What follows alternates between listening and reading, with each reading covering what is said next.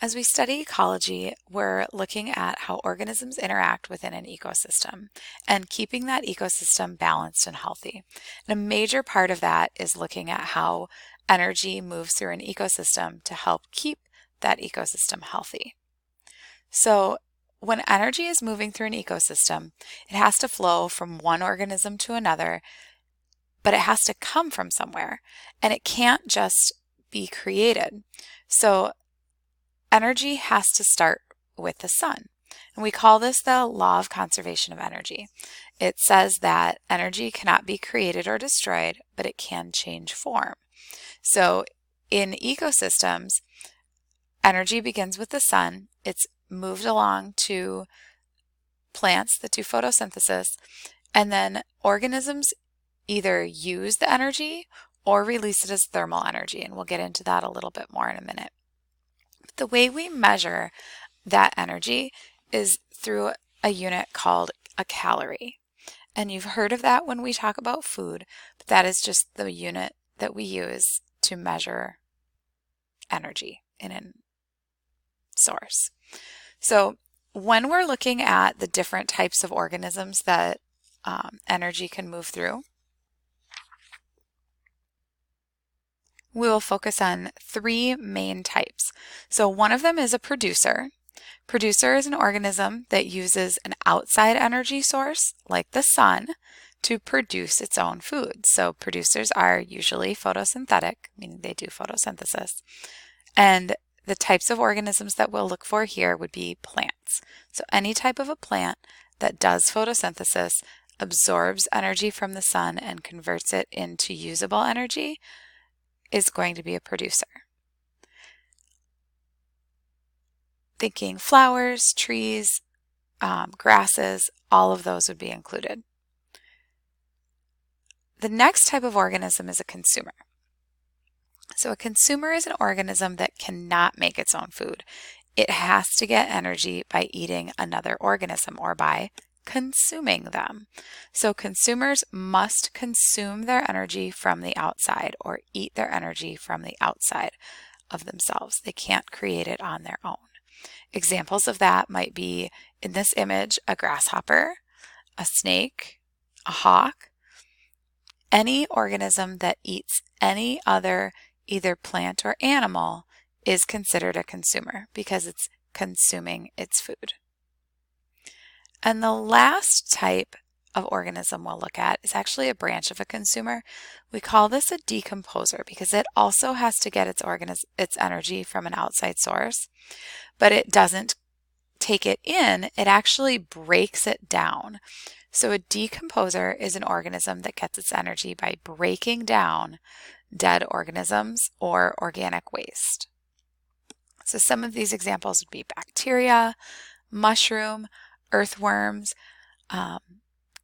If we didn't have bacteria, we would have, or other decomposers, we would have a whole bunch of waste all over the ground. We would have leaves, we would have roadkill. It would not be a pretty place. So we're actually really grateful for decomposers because they help clean up the ecosystem. And then they also release carbon dioxide into the atmosphere that helps plants be able to survive. And they put nutrients back into the soil for those plants to be able to use as well. So decomposers are a really, really important part of our ecosystem. So as we're looking at our ecosystem, we talk about how this energy moves through the ecosystem using something called a food chain. This might be something that you've seen before. So a food chain is a model that shows how energy flows in an ecosystem through feeding relationships or how one organism consumes energy from another organism. And you'll notice in this image that the energy is traveling in the direction that the arrow goes. So a way to remember which direction the arrows are moving is that the arrow goes where the energy flows. I can thank a former 7th grader for that. So the arrow goes where the energy flows. That will become important in a little bit. But food chains are ultimately showing us how energy is moving through the ecosystem from one organism to another. And the arrows are showing that transfer of energy. I'd like you to pause and go ahead and draw your own food chain using 3 organisms: grass, hawk, and a mouse. And notice that those 3 things may not be written in the same order, as you will need to write them to draw a correct food chain. When you're finished, go ahead and move on with your flip.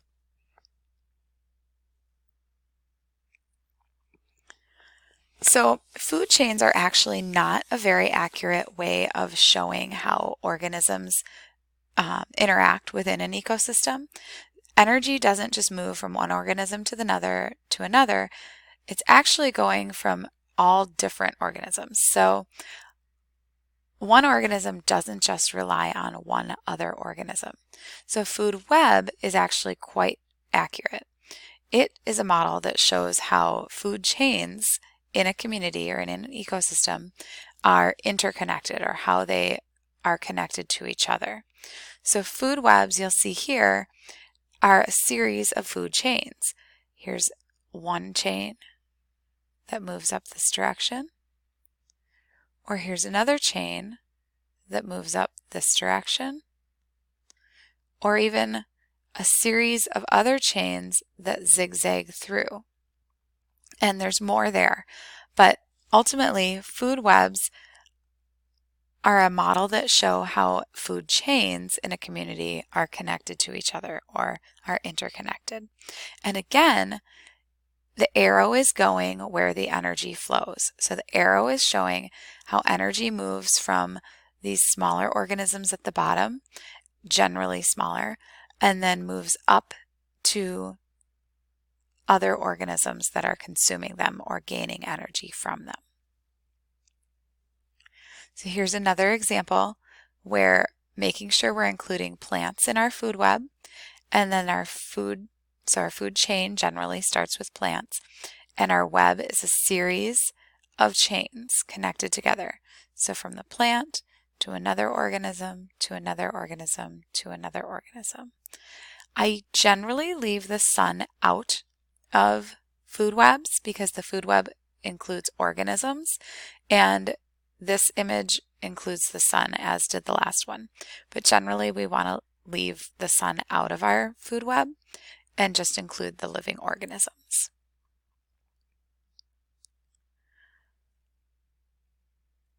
So as this energy is moving through the ecosystem, we actually talk about how much energy is available at each level of the ecosystem, because the amount that's available changes, which you'll start to see has an impact on the number of organisms that can survive as we move up our food chains.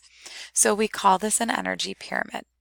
So an energy pyramid is a model that shows the amount of energy available in each step of the food chain, and only about 10% of the energy is transferred from one level to the next level. We call our steps trophic levels. So our first level is our trophic level 1. That's going to be our producers, our organisms that can create their own food.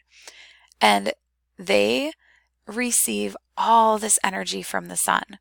But as they're receiving that energy, most of the energy is given off as thermal energy or heat energy, or they use it to do their little plant life, to grow and be a plant and reproduce.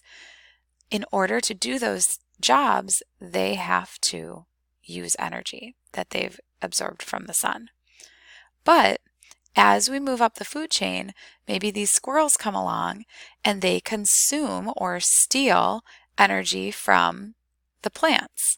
They don't steal all the energy that came from the plants because most of it was used up or released as heat, but they absorb 10% of the original amount of energy. Then as you move up, again, in this case, the hawk only absorbs 10% of what the squirrel had absorbed, which means it's really only absorbing 1% of that original amount of energy.